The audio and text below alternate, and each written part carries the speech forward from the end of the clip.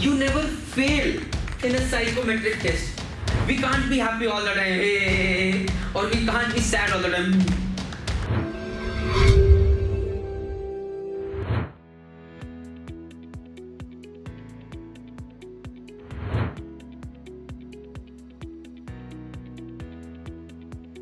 Hi everyone, Jai Mata Di.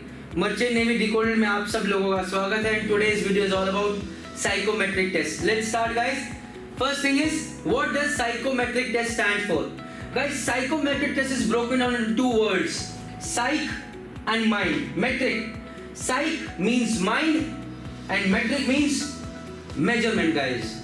So this is basically a psychometric test is measurement of mind. Next. Why a psychometric test, guys? Now this is a why is important in any and everything that you go through. So let's start. Guys, thousands of years early, it was the ancient Chinese civilization realized the importance of measuring mind. They realized you want to become a great warrior or an army person or leader, it is not the grown-up muscles that matter, but it's the mindset that matters the most. So they were the first ones as believed to take psychometric tests for getting people into their army. Why? Because it is believed that army is one of the most important institutions of any country, right? And it is so important that today in India, if you have to join the armed forces, defense forces, you clear the written exam and then you go for SSB, that is called Service Selection Board. One complete day is dedicated to psychometric tests. Another great example, Shri Amitabh Bachchan ji, one of the finest actors in the entire film industry, right? In the whole generation, I would say. You know what? He wanted to join defense forces, but could not clear the SSB. But today, you can see an example. He is one of the greatest actors. So sometimes psychometric test helps us as well. How? It helps us to not join something which we might not be good at and do something in return which we might become best at. Next, move ahead. Psychometric test is great option for the employers as well as employees. Now first, let's talk about employers, guys. Imagine Praneet Mehta has got his own shipping company. He gives an advertisement that I need one person for this particular rank, or one person for this particular position, and 10,000 applications come. It will become difficult for me to scan and then interview all those 10,000 people, right? Second thing is, what if even if I am ready to interview those 10,000 people, how much time will it take? How much manpower will it require, right? So what employers have done is, they have designed, okay, if 10,000 applications have come, we will take their first a small online test where we will check their aptitude, their IQ level. Then a psychometric test will judge what all qualities they have and are there any qualities which we require. If the qualities that we need match with the strengths of this particular person, then we are going to call him for the interview. So from 10,000 people, maybe the interview is scanned down to say just around 100 people, then it becomes easy. And you know another reason why? Because it has been proven that around 58% of resumes are fake. People like hi-fi things like, I am this, I have done this, which is not actually true. And sometimes in a 30 minutes interview, if I'm an employer, it becomes difficult for me to judge a person's personality. And what happens is, I hire someone who was not to be hired, and then I regret later. So for employers, psychometric test becomes a good point. It saves them manpower, it saves them money, it saves them efforts, and most importantly, it saves them from hiring wrong people. Coming to employees, if I talk about myself, I go join a particular company or a particular profession and I fail in the psychometric test. I feel bad. What the hell, man, I failed in the psychometric test. Why the hell this psychometric test is required? What happens is, I do not join this industry. I struggle, I join somewhere else, and 10 years later I'm damn successful out there. So, isn't it true that this psychometric test actually helped me in knowing which profession I'm not good at? Yes, today many students fail in psychometric test in Merchant Navy, and then they regret, and then they say, why the hell this psychometric test? But maybe they are designed for something much better. something where they can succeed. Maybe they would have done mediocre in merchant navy field, but they might excel somewhere else. So maybe the psychometric test helps you in identifying your true north. So that's the idea, guys. Next, why psychometric test in merchant navy? Though in this video I've already given you a lot of examples, like psychometrics why required in so many fields, but still, why merchant navy? Now guys, I have taken example of 3 different fields out here. One is armed forces. Suppose you are an army officer. I hope you have seen movies like Sher Shah just recently. And what happens is, you are in the battlefield. It takes a split second to make a good decision and a bad one. A bad one can sacrifice your whole team. So many people's lives are at stake. So you, for being a good leader, you need to take good decisions very fast in a short span of time. Very important. Coming into mind, aviation industry. If you have not seen movie called Sully, go ahead and watch it. So when you are at a pilot seat, a split second decisions matter, guys. Hundreds of lives are at stake, especially when you are landing or when you are taking off, or you are in a bad weather as well. So in aviation, split second decisions are required. So does in armed forces. In case of merchant navy, guys, there are so many incidents have happened in the past as well. And what they have zeroed is today there are so many equipments. Today from miles apart you can see a ship as well. But still collisions have happened. Today you have got EGDIS and everything, you have got charts. But still groundings have taken place. And then when all those studies were carried out, it was found out that there was one important major factor, and that was human mind. So guys, wherever human mind is involved, psychometric tests are going to be involved. And that was the reason that psychometric tests were involved in merchant navy as well. Now, what all qualities are assessed in a psychometric test? Well, there are around 16 qualities. Out of them, 8 I am discussing over here. Number one is sociability. How you interact with people, how you make friends, or are you a person who is sitting in your cabin all the time, not talking to anyone? Do we? Well, when it comes to sociability, we don't need a person who is highly social. So that means if you are an engineer working in engine room, but rather than working, you are talking to someone on deck or doing something else. No. But we also do not want someone who is asocial, who does not talk much, who does not communicate whatever is coming across, because that can be a disaster as well. Coming to decision making, yes, we need people who are very fast and very accurate in decision making. That's the hallmark of a good leader, right? Risk taking. Well, we do not need someone who is highly risk taking, because that person can be dangerous on ship for himself as well as for others working around with them.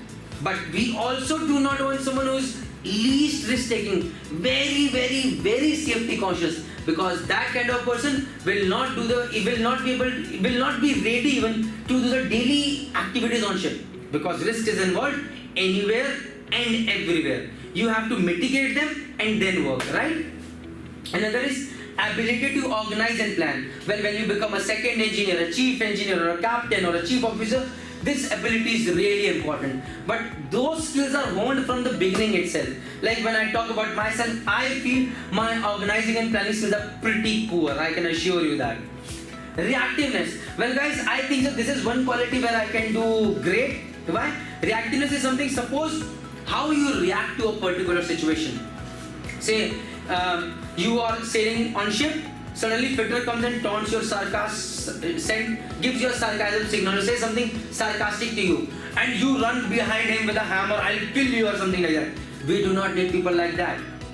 We also do not need people like a chief engineer like me who goes on ship, suddenly some incident is happening and this guy, how the hell he shouting, he starts shouting like anything. That will create a panic, chaos, and maybe a major disaster is going to happen in the future. So we need people who react less, who are calm, who are composed, especially in chaotic and crucial critical situations, right? So reactiveness, we want low. Sociability, we neither want very high and we do not want very low. Decision making, good, the better. Risk taking, mediocre, not very low, not very high. Ability to organize and plan, the good, the better it is. Reactiveness, as low as possible. Analytical problem, thinking mind, good IQ, coming with out of the box solutions, better it is, right? Especially for troubleshooting, whether you're a captain or a chief officer or a chief engineer or a second engineer. This ability is important, this ability is important. Initiative, This is something is needed in anyone and everyone. This quality is what I think is the hallmark of a good deck cadet, someone who is joining ship for the first time. Taking initiative. Sir, मैं करेगा. Sir, I want to do this. Sir, please let me try. Sir, can I do this? I am not bothered about time. I am not looking at down how much time it is going to take. But sir, I want to do it. Please let me learn. Sir, I want to learn. Taking initiative. Teamwork. Very, very important. Are you a part of the team? Are you listening to everybody? Are you a part of a team when everybody is talking or discussing things? Are you open to criticism? Are you open to taking jokes on yourself? A very, very important quality, guys. Jo log, people who can mock at themselves, nobody else can. Remember that. And they do become a good teamwork as well, because people love to work with such people. And they are always an asset to the team. So not discussing too much into it, let's move further. Why do people fail in a psychometric test? Very, very important for anyone and everyone who is going to give a psychometric test. Guys, first thing is, avoid neutral answers such as can't say, don't know, uncertain. What do you mean neutral answers? Say, a question comes, do you like cake or pastry? Now there can be you don't like both of them, but the option is cake, pastry, don't know. So please don't put don't know as an option over there. You will either write cake or you write pastry. Don't make yourself uncertain out there. A question can come, you love your mother or your father, right? This question is not going to come, but giving an example. So please don't write can't say. Arey yaar, ek ko chun lo, either yes or no. Because then in that case, it becomes easy for the psychologist to assess your personality.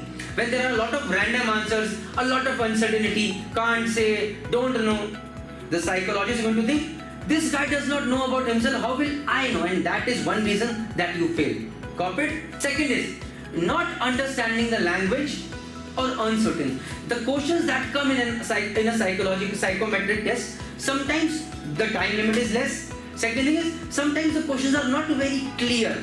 So in case, if you do not understand, wait for some time, call for somebody's help like the invigilator out there. Understand the meaning and then answer it. Copy. Take your time, but don't answer in a hurry, because it might be that you are not that person, but you have answered and you have become that person. That can fail you as well. So please, understanding the language is very important. So I'll share what all you can do out there. Attempt test when your mind is at peace. Now guys, हमारा जो दिमाग होता है, it is not static. Like we can't be happy all the time, or we can't be sad all the time. No, it's a dynamic thing. Some days I'm very happy, some days I'm sad, some days I'm in a joyful mood. So it's a dynamic thing. Now psychometric test is something that measures our mind. So the time when we are giving our test, that is the state that this psychometric test is measuring. Now suppose you have a bad fight with your father, or your father has scolded you, or your mother has scolded you, and you had a bad day, right? And you are giving a psychometric test. That is going to reflect in your psychometric test. That negativity is going to come there, and that might fail you, that might reject you. Actually, to be very honest guys, you never fail in a psychometric test.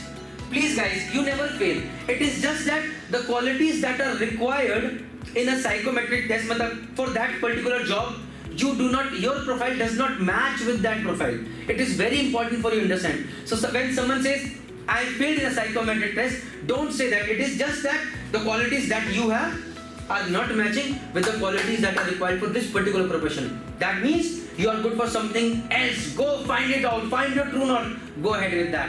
That's the attitude. Now, attempt test when your mind is at peace. Again, I'm repeating, very, very important. So when you are at peace, a joyful mind, then only attempt this test.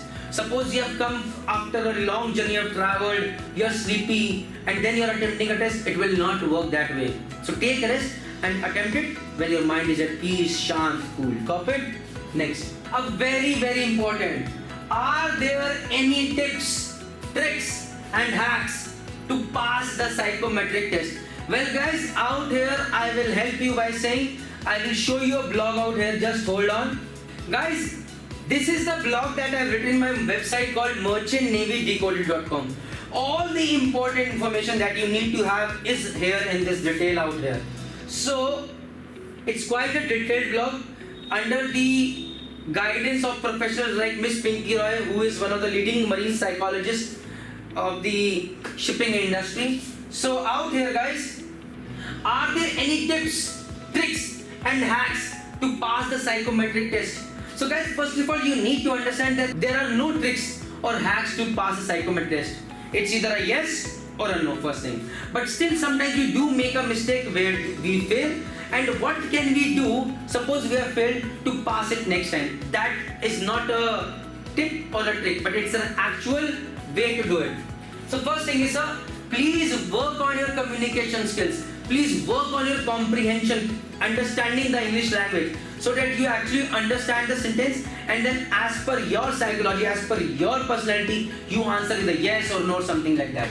Second thing is, always give the test with a peaceful mind and never let situational factors get you rejected. Peaceful, I have already discussed that. Avoid neutral answers, I have already discussed that. Start working on your mindset. Guys, please, developing a never giving up attitude, start taking initiative, bringing yourself out of a comfort zone matters a lot. And if you do that, you will never fail in a psychometric. That's what matters, guys, because the right attitude is the need of the hour. So when your mindset changes, your result changes. That's what the tip is. Anyways, coming back to the point, guys, I've already discussed about the tips, tricks and hacks. Let's come to the next point.